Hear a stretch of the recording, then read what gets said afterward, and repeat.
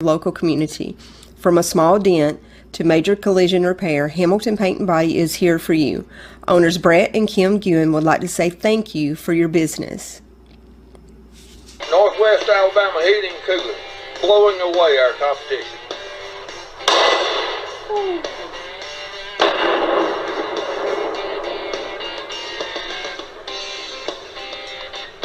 Hello, I'm Richard Kitchens, owner of Sports Gallery here on the Court Square in Hamilton. I'd like to thank all of our customers and thank you for watching the Hamilton City Council meeting. Hi, my name is Randy Whitehead, President and CEO of People's Trust Bank. I invite you to view the live streaming of Hamilton City Council meetings every first and third Monday at 6:00 p.m. Your perfect stay at the Holiday Inn in Guin off of I-22. Enjoy our amazing on-site restaurant and bar with a lunch buffet every Sunday. Relax with a quick getaway with your family and make a splash in our outdoor pool. Book your next event with us. Call us at 205-468-4625. I'm Rick Chambliss with Marion County Funeral Home and Spry Memorial Chapel in Russellville, Alabama. This is Glenda Cochran, our manager out here. Under the laws of Alabama that was passed in 2002, a funeral establishment has to be certified with the state and carry a certificate of authority before they can even talk to anyone when the time comes is guaranteed to be there. Since 1987, Smith Furniture has been in business to serve the community with high quality furniture at the best price. Some of our name brands are Homestretch, Ashley, Lazy Boy, Catnapper, Lane, Bar Bassett, GE, Frigidaire, Whirlpool, and Maytag. We offer finance in 12 months, same as cash. So stop by Fulton, Mississippi and see Jim, Shannon, and Joe at Smith's Furniture or call us at 662-862-7412. Tom Bigby Electric Cooperative was formed for the need for electricity to the local citizens that were living in the rural areas of Marion, Lamar, and portions of Fayette counties. This line consisted of 12 miles and 22 consumers on the road from Guin to Sulligent. Between then and now, there has been a lot of hard work and dedication from a great number of people to make this cooperative what it is today. Tom Bigby Electric Corporation would like to thank each member. You can contact us today at 205-921-6712. Your story starts at Bevel State Community College. Whether you are just starting out or starting over, Bevel State has an opportunity that is right for you. With 5 locations serving 7 counties. You don't have to go far to start your own success story. Plus, with tuition lower than 4-year colleges, you won't need to spend more for a great education. Visit us online at bscc.edu to learn about your options for seamless academic transfer and high-demand career tech and health science offerings. Let us help you tell your story. Our next meeting on the 15th, Martin Luther King Jr. Day is being celebrated on the 15th. And if you were a garbage customer on Monday, that Monday we'll pick you up on Tuesday.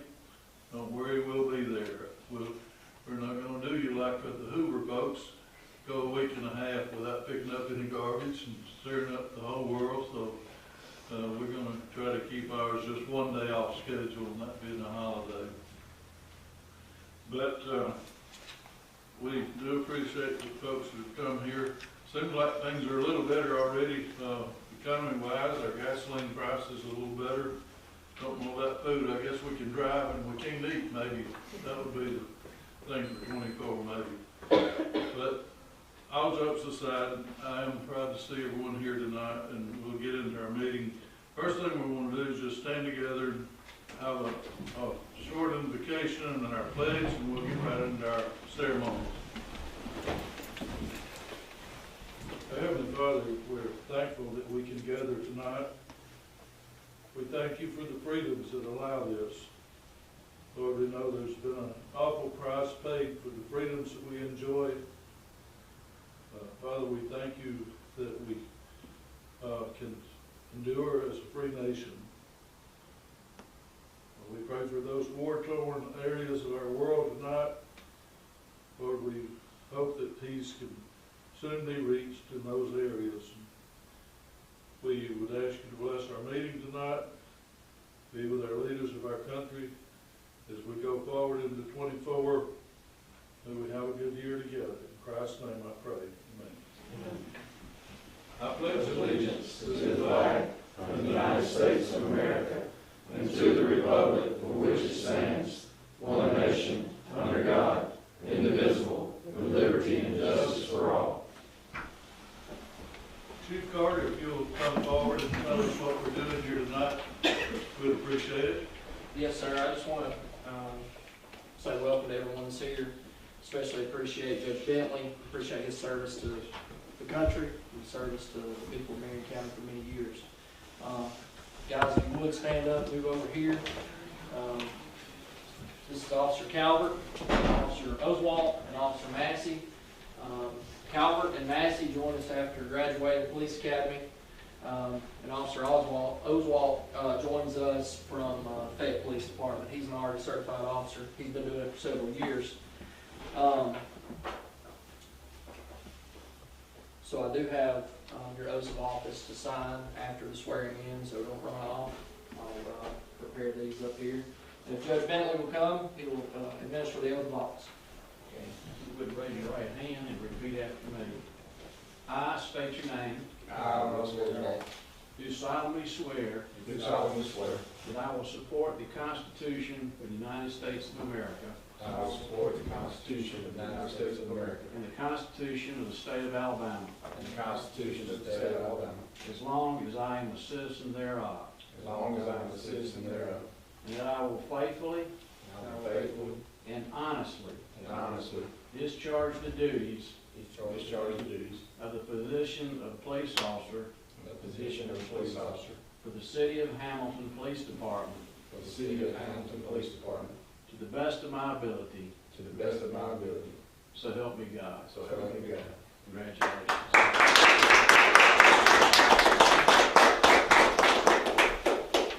Little guys, move up here. I'm going to have you sign these. Massey, Calvert, Oswalt.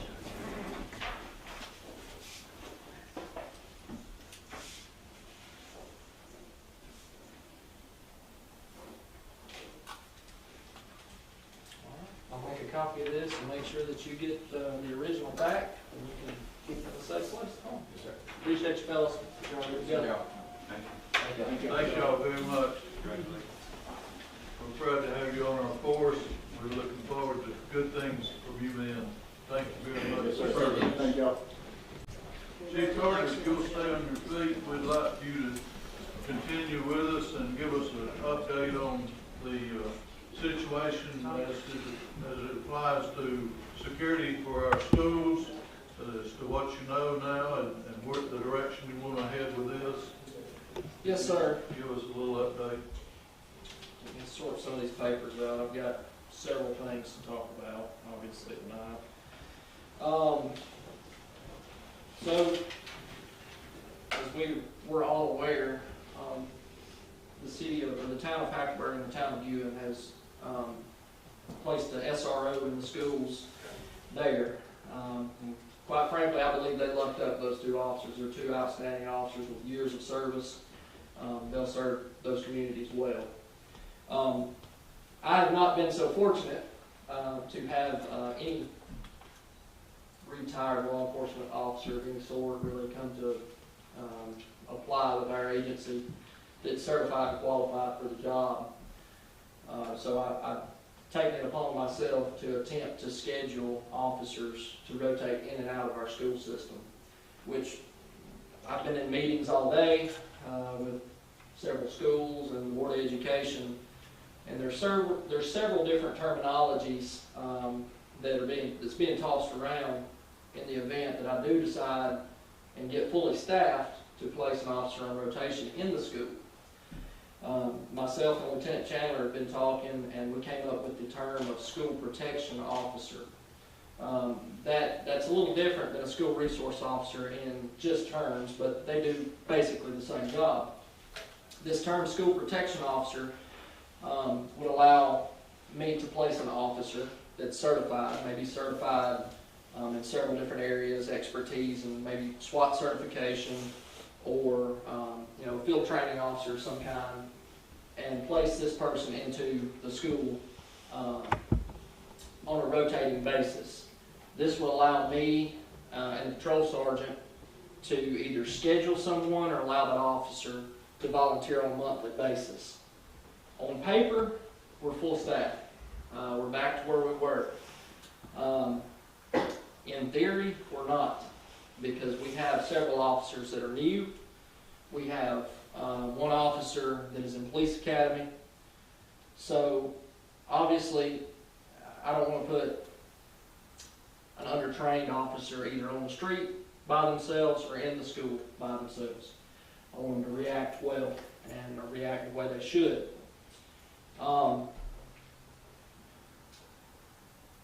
Until today, as the day progressed, I was stressed and worried about this situation, and I had a potential candidate that's set to retire soon from a law enforcement agency contact me. He's a highly decorated, many years of service. He showed interest in the job. He comes from a state law enforcement agency. And I also have another prospect that is a highly decorated officer that's set to retire toward the end of this year. The best case scenario would be to place those two in our schools. The Board of Education has agreed to pay the salary for an officer for a period of 180 days inside the school system. And everyone points their finger at me and like, it's your turn now. You got to find somebody to go in the schools. So I've taken that upon myself to try to find someone in my own agency to put over there, which is hard. We've just now got back full staff, and there's rumors of officers leaving our department to go work somewhere else. So it's like you take 2 steps forward and 3 steps back. But just know I'm working toward this. I've got a lot of officers on day shift. I've got investigators. I've got 2 investigators. They're handling a case right now with over 200 victims on a fraud case. So they are covered up. I've got supervisors that take the load off of me so I get to come do this stuff and talk to you guys and talk with the mayor and council. Go to visit the schools and talk to them and tell them my plans. These guys take tremendous loads off my shoulder. You may see a lot of us out at one time, but just know these guys are working. I'm holding them to a standard. They know the standard that I have. They're working. I promise you that. It's not that I don't want to put someone in the schools. That's not it. My guys are encouraged to visit the schools, go by, and as much as they can, between calls, visit the schools. It's just, from a logistical standpoint, on my agency and on the city, I want to make sure that we put the right people in the right places, and I don't want to jump to conclusions. But there was a bit of a breakthrough today with some retired, certified, and qualified people that have reached out to me, and they're outstanding people. Exactly what I'm looking for. So I just want everybody to know, I want the council, I want the mayor, I want the school teachers, the administrators, the students, and the citizens of Hamilton to know I'm doing everything I can. I promise you that. Just know that we're working toward getting this on the road. I wish I would have had the luck that Hackleburg and Ewan had, but they got some good ones. I promise you that up there. But I've got a group of guys too that are ready to go, but I just got to get some logistical things and schedule and stuff squared away. Has anybody got any questions? We know we had a shooting in Iowa today, and those things continue to happen across our nation, and safety for our children is utmost, and we're knowing that you're working hard to get those bases covered. We finally are getting back almost to full force, and I know you have some young men on the force now that don't have a lot of experience under their belts, but They've been through the academy and have somewhat been trained, so, and we'll soon have another one through the academy and ready to join the force, so. Yes, sir. We're proud to see it getting back to full staff, and I know what you're gonna expect from your officers. We've already discussed that, and that's a good day's work for a good day's pay. And Yes, sir. I know you don't expect a lot more than that, but I really appreciate the leadership you've shown since you've been on board, and the way that you go out and make these things happen. We thank you for that, Chief. Yes, sir. And just to put things in perspective, I have a sheet that looks similar to this. This is almost a revised plan of mine. I have a sheet similar to that on my desk that has at the top, it has 6/1/2023, and right under it, it says school resource officer.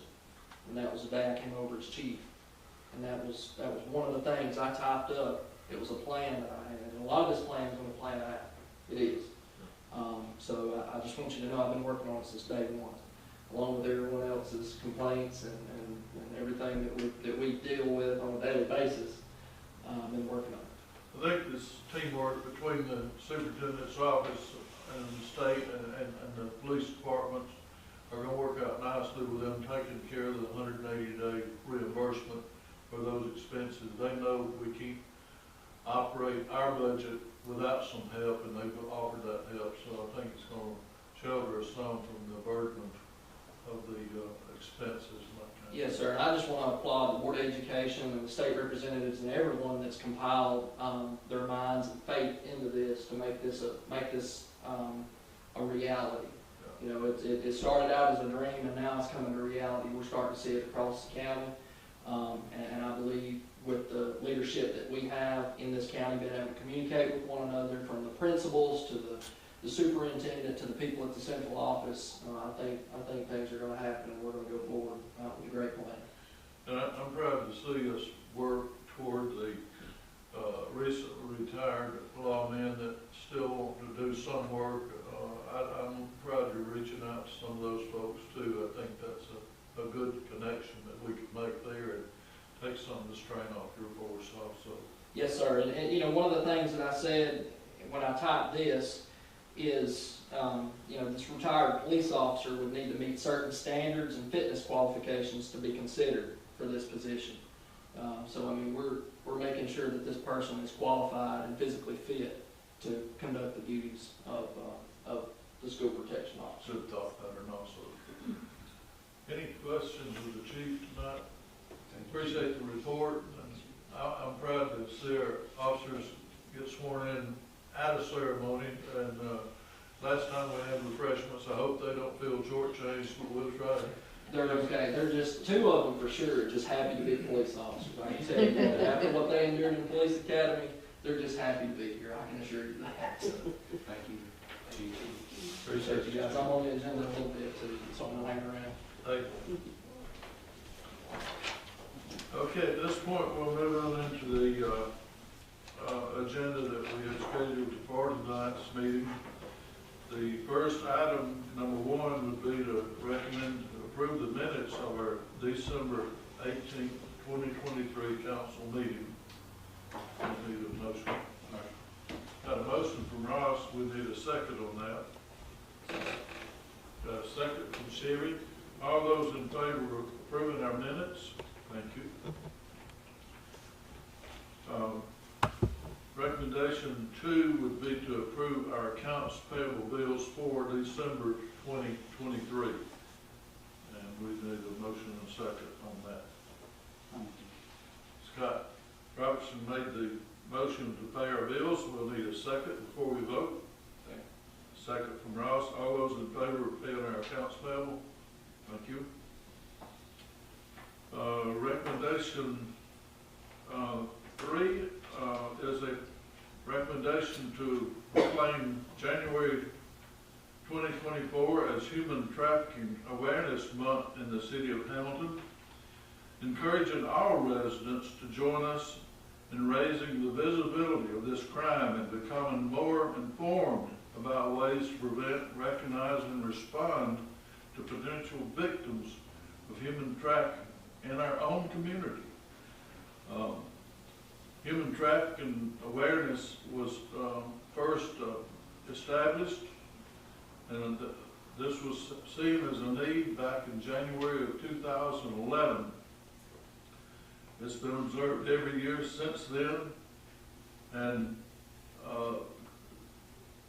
this affects so many families. There's been families that have lost children in this shuffle, and they don't know where they disappeared to. They were put into bondage by someone who got a hold on them and made them, they were recruited, harbored, obtained, exported through force, fraud, coercion, different ways. And most of these young people that have been forced into human labor have been put in the sex industry, forced labor, involuntary servitude, debt bondage, and other methods of slavery. It really exists. 27.6 million people are subject to this humiliation of global trafficking every year. So this is something we need to observe. It goes on in Hamilton, Alabama. If you don't believe it, look around. You'll see some signs of this. There's been human trafficking going on for a long time, unobserved, but we need to be aware of this. And if we see this going on somewhere, let our forces know about it. Report it to someone in authority, the DA's office. That would be a good start.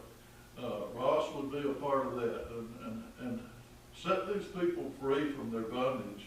They don't need to be in this situation. So, with all that said, we're going to declare the month of January as Awareness Month for the human trafficking that goes on not only here but throughout the world. So with all that said, I'd like to have a motion and a second to be able to declare this for Hamilton. Ross made the motion. We need a second. Sherry second. All those in favor of declaring the January Human Trafficking Awareness Month, thank you very much. And that'll be proclaimed, and we'll officially sign that later. Item 4 is a recommendation to approve the promotion of Gerald Broderick to the position of Corporal Investigator for the Hamilton Police Department. He has been serving in this role for 6 months during an evaluation and probationary phase with satisfactory results. Would that be correct, Chief? Yes, sir. We rolled him over into that role for a period of 6 months where he was evaluated, and he has performed exceptionally well. It takes a special person to be an investigator. Like I said earlier, those guys are working a case right now of fraud with over 200 victims, and they're having to track these people down. Quite frankly, that was never something that I wanted to do. I never wanted to be an investigator. I enjoyed different type of work. It takes dedication to do that, and I think that Broderick has those specific traits to perform his duties well in that line of work. Okay. With all that said, we need a motion and a second to make that promotion. Sherry made the motion. We need a second. Wayne made the second. And all those in favor? Thank you very much. Now, right now, he won't have any pay adjustment, right? Is that correct? No, sir. He won't at this time. He's already at that position. He's Okay. fulfilling that role. So. All right. Item 5 is a recommendation to approve the continuation of payment to Poof and Paul and Marion County Humane Society for their services of animal control within the city of Hamilton. There are 9 payments remaining for this fiscal year. The city council agreed to pay the first 3 months, and then upon review of services, decided whether we would continue with the remaining donations. And I'm making that as a recommendation. I'll make that motion for second. We got a motion from Wade and a second from Scott to bring it to vote. All those in favor of continuing our payments? we're gonna continue on. Thank you. And, Thank you. thank y'all for what you're doing. We definitely wanna hear from you tonight. Well, we're really just continuing on with what we've been doing, but we have already used some of the money that y'all have provided, and we have already purchased a kennel and a microchip scanner for the police department. Chief Carter already has that in his possession that they can use. And I'm gonna give y'all this, y'all can keep this copy, because it's just kind of, I know Chief Carter has 1,000 things and they're not a priority, because, I mean, I get it, but he already has these items. And it's just kind of a checklist that, as he sees fit, that he can go over with the officers. It gives them access to our facility 24/7. They have a kennel, at least one kennel that's open for them to use at any time. Up until this week, we had had that shut down because we did end up with 6 that had parvo, and it had already transferred between a couple of our kennels. We had over a $2,000 vet bill just for the ones that we still have alive. So we just quit all intakes until we could get that under control. Good idea. Yes, but we have that back open. And the goal is for them to have 2 kennels available at the shelter that they can go to at any time that they need it. If in the instance that 2 is not available, they will at least have the 1 that they can go in. There's all the form that they have to do is say where the dog came from and the officer that brought it in and the date. I mean, it's not requiring them, and that just helps us track if it were to have some kind of disease, where did we end up getting it from, so we can kind of control that some. And we want to make it easy for them to where it's not something where when they get a call, it's one less thing they have to worry about. They already have a protocol, they know the numbers they can call, they know where they can go. It's just one less stressor for them to have to deal with on top of the mounds of other things that they deal with. We talked about some of the needs for the spay and neuter programs, and I didn't get a real clear view as to when a young dog needs its rabies shots, and what's the general time that you want to see a puppy have rabies shots? It depends on the vet. A lot of them will begin giving rabies at 12 weeks old. A lot of them won't do it until 16 weeks old. Usually in rescue, we can have them slide them in at 12 weeks because that's the minimum they want to. But what we have been doing is, since ours are contained, we just have their rabies done at the time that we do their spay and neuter, because they do them while they're asleep. You don't have to worry about adverse reaction, it putting the dog under more stress. They just do everything at one time while they're asleep on the table. We have also partnered with the new vet, Ward Veterinary Services in Tupelo. She's a younger vet, and she does Miss Kathy McNutt's spay and neuters as well for her. She blocks off 1 day a month for us where we can bring her however many surgeries she can fit in a day. And we have opened that up to where people can go on our website and purchase a spay and neuter, and they just go through us. We schedule it for them, we tell them when to be there, they pay us, and they get a reduced rate on if they were to take the dog to a regular vet. A lot of the surgeries now cost over $160 if you just go in yourself and do it. We have got her pricing. She allows us to come in and do a dog spay for $95, and a cat is, I think the cat spay is $90, but she doesn't do it by weight, she just does it by species and by gender. Yeah.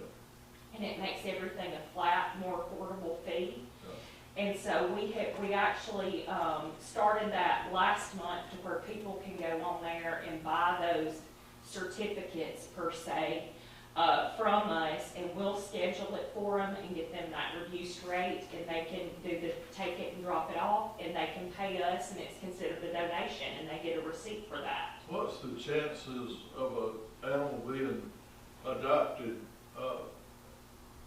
neutered or unneutered? Which one is the best chance? 0.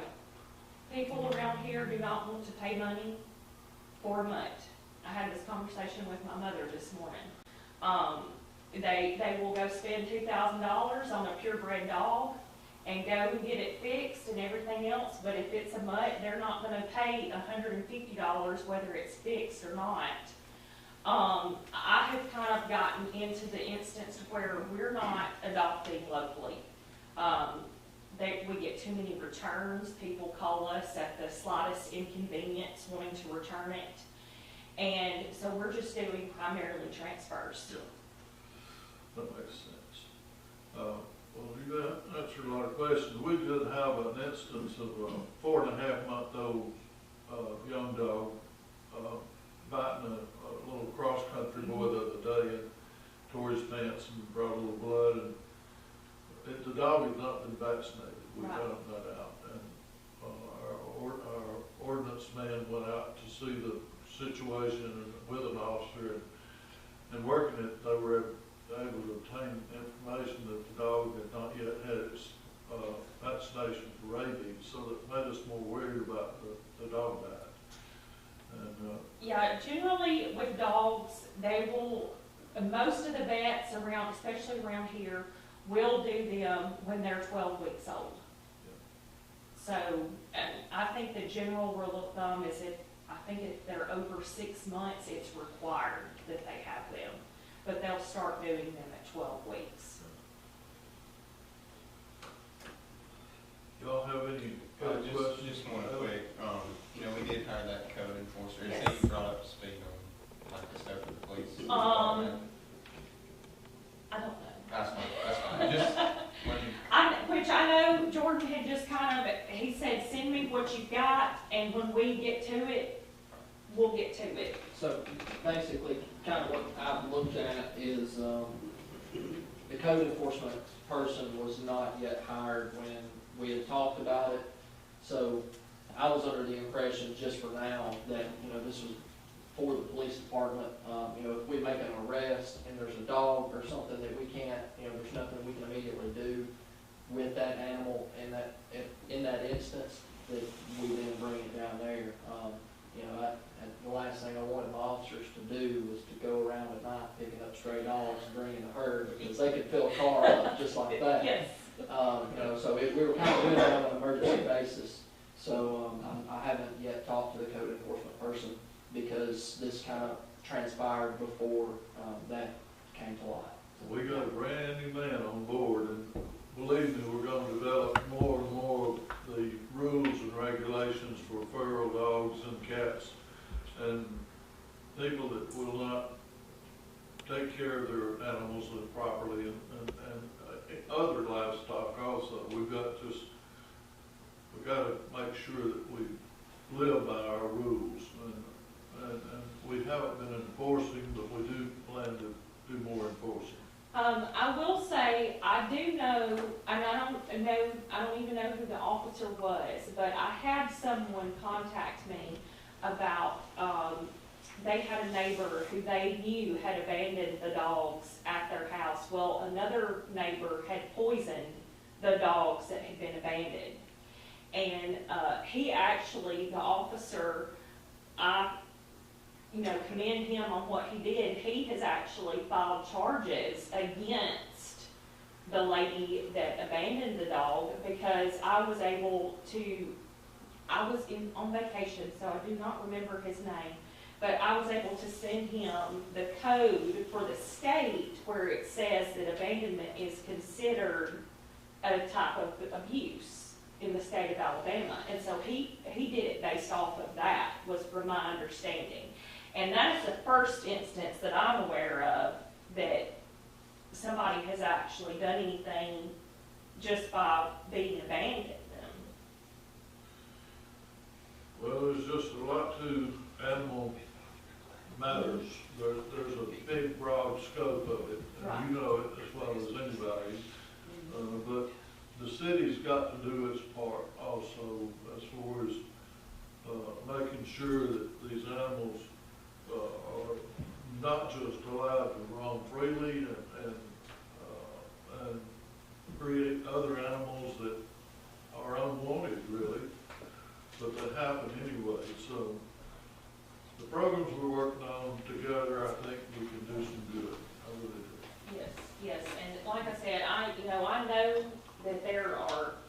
thousands of other, much more important issues. And this is just at the underlying of what I feel like a lot of those people doing these things are also involved in other things they shouldn't be involved in.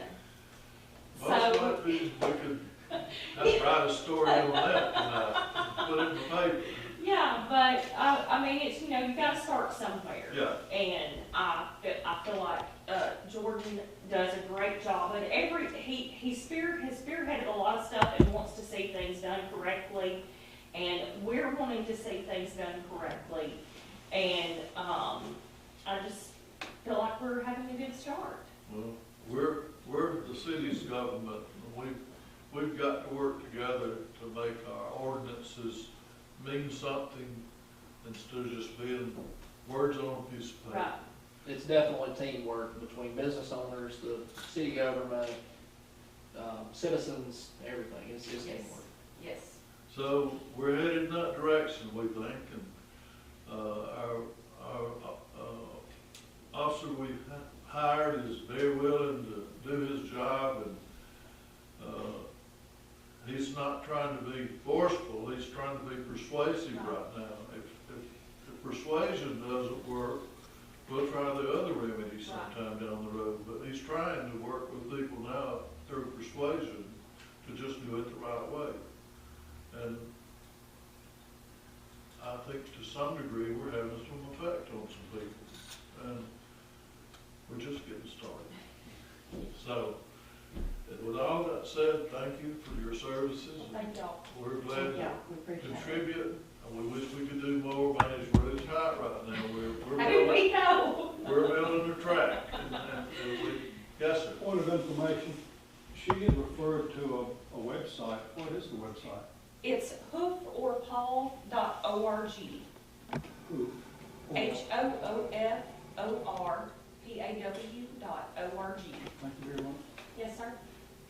Thanks. Thank you. Okay.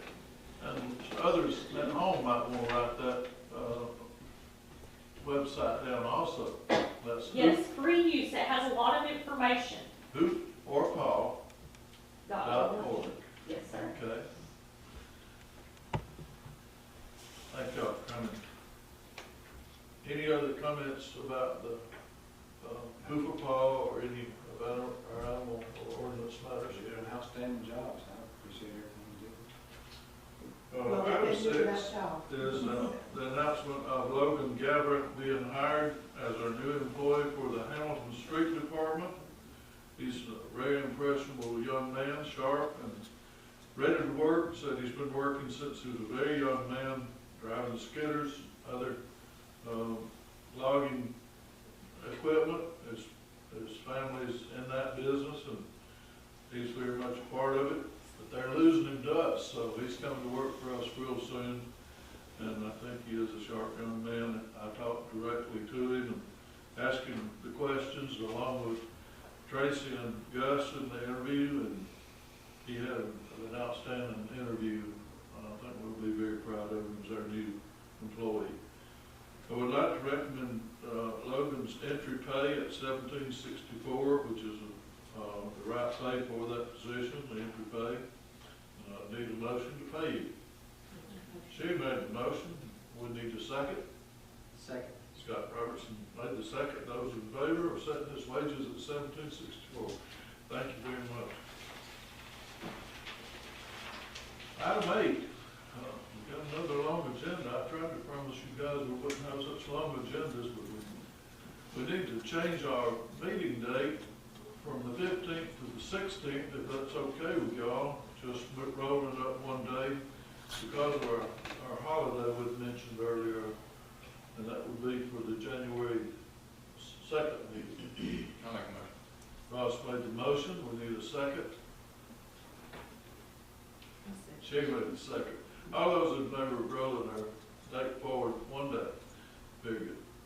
Item 9 is a recommendation to approve paying an invoice of $9,000 to the Right Time Company for the timing readers and maps for our Hamilton track project.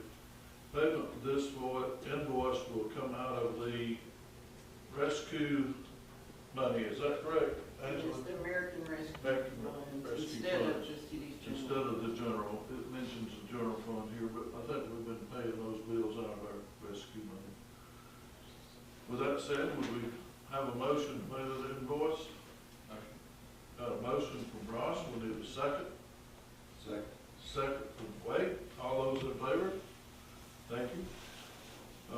Item 10 is a recommendation to approve paying an invoice to Gill Athletics in the amount of $87,813.85 for various track equipment purchased for the Hamilton Track Project. Payment for this invoice will come from the American Rescue Fund as well, instead of the general fund. A motion from Scott Robertson, we need a second. Second. Got a second from Wade to pay that invoice to finish up our track project equipment purchases. I think this is gonna be our final bill of those expensive items we'll need over there at the track. We'll need. Track's coming along, by the way.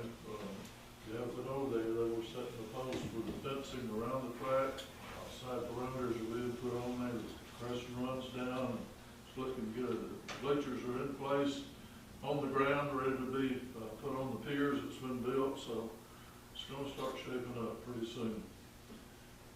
And there's a lot more workers on the ground today than there had been. Item 11, announced that Betty Carter has been promoted to the position of Director of the Hamilton Senior Center. This promotion is due to the recent resignation of our current director, Joyce Dubelak. Ms. Joyce has stepped down, and Betty was her assistant, so she's been promoted now to Director at the Seniors Center. And with recommendation to increase Betty Carter's pay to the same as Ms. Dubelak was getting, that's $11.75 per hour for this position. Make a motion. Ross made the motion, we need a second on that. Sherry made the second. All those in favor? Thank you. That's the end of our agenda tonight. Is there any further business that needs to come before us tonight? Chief, do you have anything else? No, sir. Okay. Marla, did you have something you wanted to add? I'm here with Duke and Paul. Okay. Yeah. Well, we're proud to see you here. She's a great citizen and a supporter of our programs. Whatever we do, Marla's for it. I started. Be 100%. Come on. Oh my goodness. I almost had her on the hook. She knows how to wiggle out. Yeah. Okay, with all that said, we need a motion then to adjourn. I'll make the motion. We got a motion from Scott. Well, I was trying to tell a motion to adjourn from Scott. Make the second. Ross. All those in favor? Thank you. Appreciate y'all coming out tonight. Thank you. Local community. From a small dent to major collision repair, Hamilton Paint and Body is here for you. Owners Brett and Kim Guin would like to say thank you for your business. Northwest Alabama Heating and Cooling, blowing away our competition.